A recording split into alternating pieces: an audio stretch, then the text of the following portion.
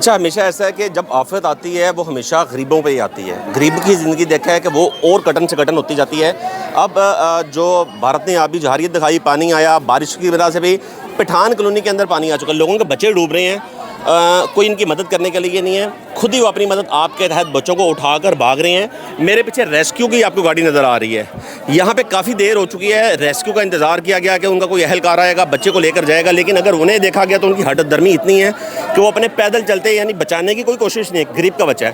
اگر خدا نہ خواستہ یہاں پر کسی وزیر کا، مشیر کا، کسی سیاستدان کا، MNA MP کا بچہ ہوتا تو یہاں پر تمام مشینری کام کرتی، تمام حکمران یہاں پر ہوتے، یہاں پر تمام جو ادارے ہیں وہ اپنا اپنا کام کاج آ رہے ہوتے. لیکن اب یہاں پہ مسئلہ انتہائی مشکل ہے. یہ ان کا غصہ ہم پہ جائز ہے، غصہ ان کا ہم پہ جائز ہے. وہ اس وجہ سے نہیں اس وجہ سے انہیں غصہ ہے.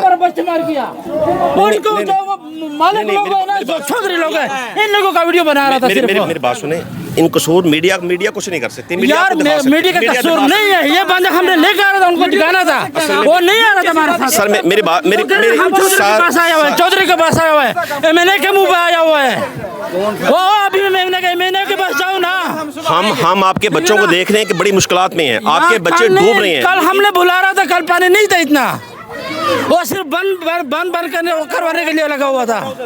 یہ لوگوں کا غصہ اس لیے جائز ہے. کل ہمارے ساتھ پیر اشرف رسول کا بچہ بھی ادھر آیا تھا، اس نے دھمکی دیا تھا، وہ کہہ رہے تھے ہم پٹھانوں کے اوپر پرچی دیتے، ٹھیک ہے نا.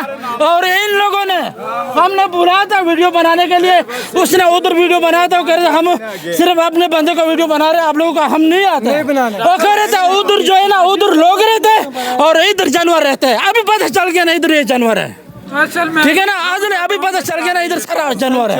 اصل میں ان کا غصہ میڈیا پہ اس لیے جائز ہے کہ کیونکہ انتظامیہ ان کا کوئی دیکھ نہیں کر رہی ہے، کوئی ان کی طرف امداد نہیں کی جا رہی ہے، کوئی ان کا دیکھا نہیں جا رہا. راستے منقطع ہو چکے ہیں، کھانے کے لیے یہاں پہ شاہ نہیں ہے، لوگ اپنے گھروں سے باہر نہیں نکل پا رہے ہیں. اور دو بچوں کی یہ سننے میں آ رہا ہے کہ 2 بچے پانی میں ڈوب چکے ہیں. ایک بچے کو باہر نکالا گیا، لیکن وہ بھی بچہ جو ہے اس کی حالت بھی سیریس ہے. سننے میں یہی ہے کہ وہ بھی بچہ جہاں بحق ہو چکا ہے. یعنی ابھی تک جو اطلاعات ہیں وہ 3 بچوں کی ہیں کہ یہاں پر 3 بچے جہاں بحق ہو چکے ہیں، اور انتظامیہ ابھی بھی غفلت کی نیند سو رہی ہے. نہ جانے کون سا اتنا بڑا سانحہ یہاں پر ہوگا، عوام اٹھے گی، یہ انتظامیہ اٹھے گی اور یہاں پر آ کے ان کی مدد کرے گی.